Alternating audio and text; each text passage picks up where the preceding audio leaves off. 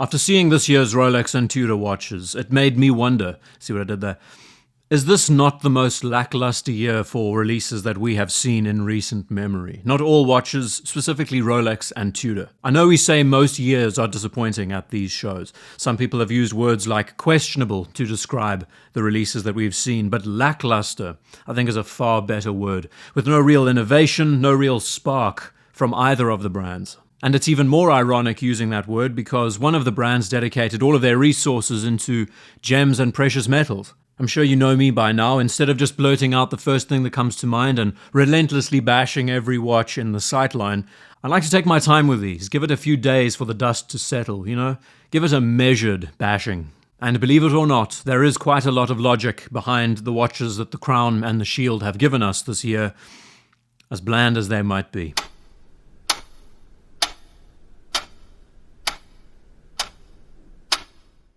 Rolex and Tudor. I can't think of a clearer time where we can now see two different companies with different aims.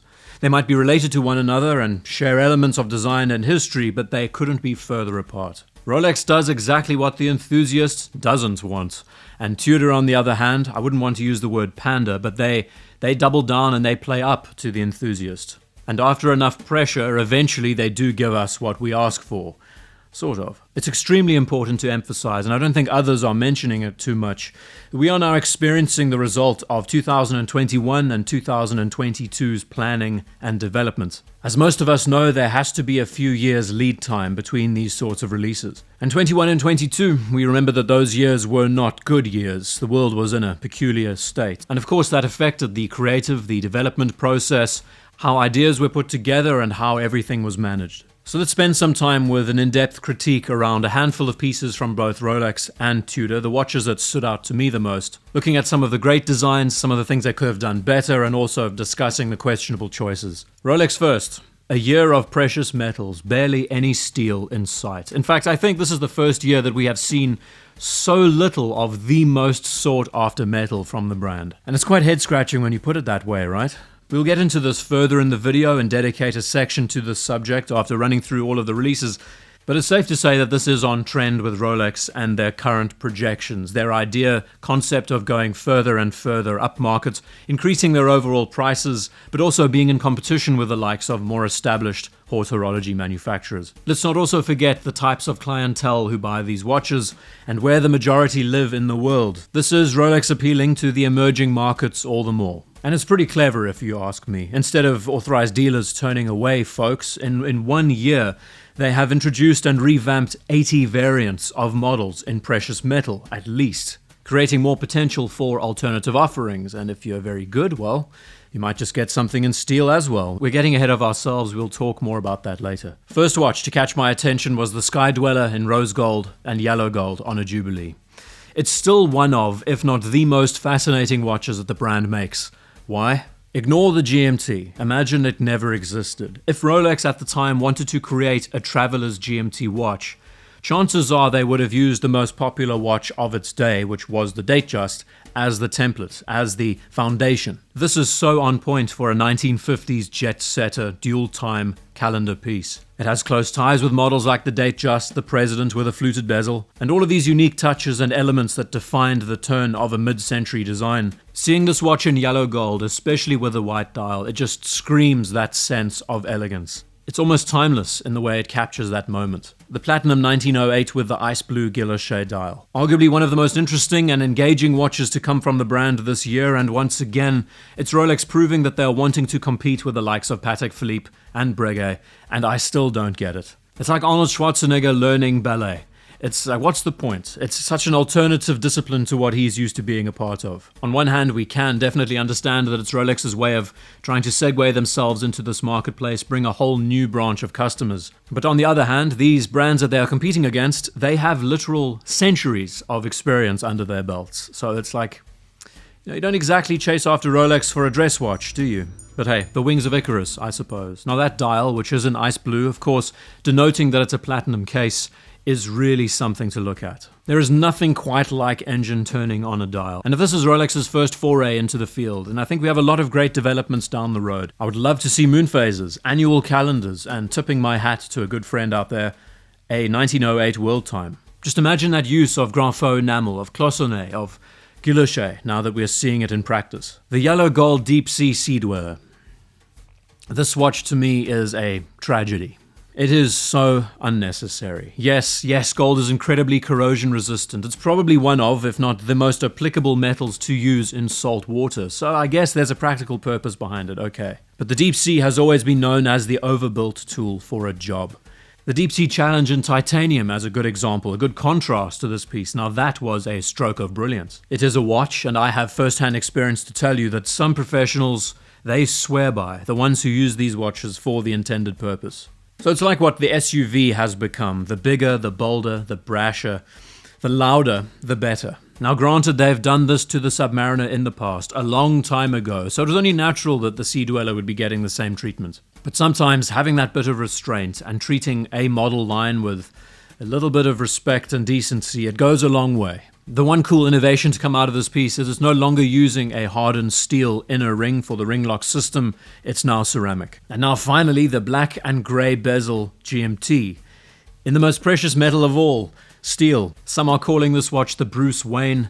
I don't get it. I don't know why it's just not called the Ghost GMT, because it's got ghosting on the underside. I mean, it's quite literally a ghost bezel. Anyway, this is essentially exactly the same as last year's GMT that we got in two-tone and solid yellow gold, now purely in steel. Of all the models they've given us this year, well, it's most definitely the one with the least amount of effort put into it, but on the flip side, it's also the one that's drawn the most attention. So you see how it goes. It doesn't matter what the watch is, as long as it's in steel, it's going to have the greatest coverage. The one detail that's a great nod and a callback is a touch of green for its text and its GMT hand. And it reminds us of the original all-black GMT that first debuted in ceramic over 10 years ago. And it pretty much kickstarted the craze and where it is at the moment. So it's amazing going full circle. Another small note is that the famed Le Mans Daytona that debuted in white gold last year to celebrate the centenary of Le Mans, the race, it's now been replaced as a yellow gold model. So it's very true to the John Player Special, almost entirely. And with the loss of this white gold Daytona, it makes it one of the shortest runs of a Rolex model line ever. Less than a year. But if you've actually been able to get your hands on one and you own it, I mean, you've sort of made it in life, and we are all very jealous of you. So let us now dig into that overarching question, why so many precious metal Rolexes this year? It's just good business. Steel is popular and it sells by the truckload. They really don't have to put a lot of effort into these pieces. And in order to get steel, more likely than not, customers are required to get something in gold. That's just the way it works now. So naturally, they want to make gold pieces more varied and more appealing. The design department seems to have gone to great lengths to boost the variety among collections, with different color palettes, styles, textures. We're seeing this more and more. But really it boils down to this, balancing the books. The more precious metal that's sold, the better PPU, the better profit per unit sold. So instead of getting, say, $5,000 from Mr. X, who's a new time customer, after a bit of coaxing, a bit of convincing, you might be getting $25,000 from the same customer. 5 times the amount. And, as a result, they might just chip in a steel Datejust or a Submariner for good behavior. The long and short of it, it's all down to sales, and the amount of money you get per each watch sold. So finishing up with Rolex, let's talk about Tudor. 2 watches that stood out the most, the monochrome Black Bay 41 being the first. A very neat and clean execution of last year's gilt burgundy variant. And here I was thinking that we would see more gilt dials included, but apparently not. I want to show you a designer's trick on how this watch came together. Watch carefully or you'll miss it. They took the image of the burgundy and gilt model, they dumped the saturation down to 0%, and they bumped the contrast by about 25 to 30%. And hey presto, new watch. It's not exactly adventurous, it doesn't even have a new colorway, but it is nicely done nonetheless. I would have liked to have seen something stand out on this piece, maybe a touch of red on the depth rating or a red triangle. Some kind of accent to give it more life. But a watch like this is now competing with the likes of the Submariner, now for a third of the cost. Bearing in mind it's Meta certified and has all of those other qualifiers. And then last, but by no means least, the Black Bay 58 Coke Bezel GMT. Arguably the best of the bunch this year. And seeing this new color combination, you know what it first reminded me of? The original vanilla Coke can. Do you remember those? The combination of beige and that ruby red. It works so nicely. Somehow, I don't know how, but I predicted that there was an opening for a gilt dial GMT released this year. And yes, I got it wrong with the handset color, the red text, the gilt bezel, but hey, the text placement was a complete shot in the dark guess. I never actually expected we would see it in a 58 case with a thickness of, 12.8 millimeters. And a small detail that has not been mentioned is I think there is a small step inside the date window aperture. I like this, because it's not about reinventing the wheel, it's about focusing attention on all the small places, adding the details.